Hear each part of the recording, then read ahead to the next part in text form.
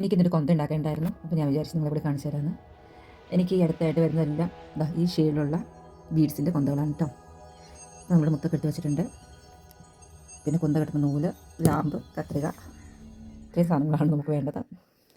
ഇതിനകത്ത് വേറൊരു സാധനം കൂടി വേണം. അത്യുന്നതന്റെ സംരക്ഷണത്തിൽ വസിക്കുന്നവനും സർവശക്തന്റെ തണലിൽ കഴിയുന്നവനും കർത്താവിനോട് എൻ്റെ സങ്കേതവും എൻ്റെ കോട്ടയും ഞാൻ ആശ്രയിക്കുന്ന എൻ്റെ ദൈവവും എന്ന് പറയും.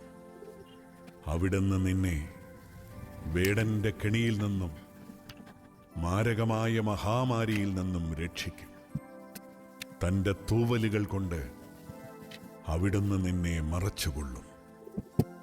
അവിടുത്തെ ചിറകുകളുടെ കീഴിൽ നിനക്ക് അഭയം ലഭിക്കും. അവിടുത്തെ വിശ്വസ്തത നിനക്ക് കവചവും പരിചയമായിരിക്കും. രാത്രിയിലെ ഭീകരതയെയും പകൽ പറക്കുന്ന അസ്ത്രത്തെയും നീ ഭയപ്പെടേണ്ട. ഇരുട്ടിൽ സഞ്ചരിക്കുന്ന മഹാമാരിയെയും നട്ടുച്ചയ്ക്ക് വരുന്ന വിനാശത്തെയും നീ പേടിക്കേണ്ട. നിന്റെ പാർശ്വങ്ങളിൽ 1000 മരിച്ചു വീണേക്കാം, നിന്റെ വലത്തുവശത്ത് 10,000.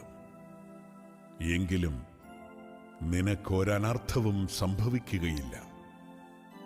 ദുഷ്ടരുടെ പ്രതിഫലം നിന്റെ കണ്ണുകൾ കൊണ്ട് തന്നെ നീ കാണും. നീ കർത്താവിൽ ആശ്രയിച്ചു, അത്യുന്നതനിൽ നീ വാസമുറപ്പിച്ചു. നിനക്കൊരു തിന്മയും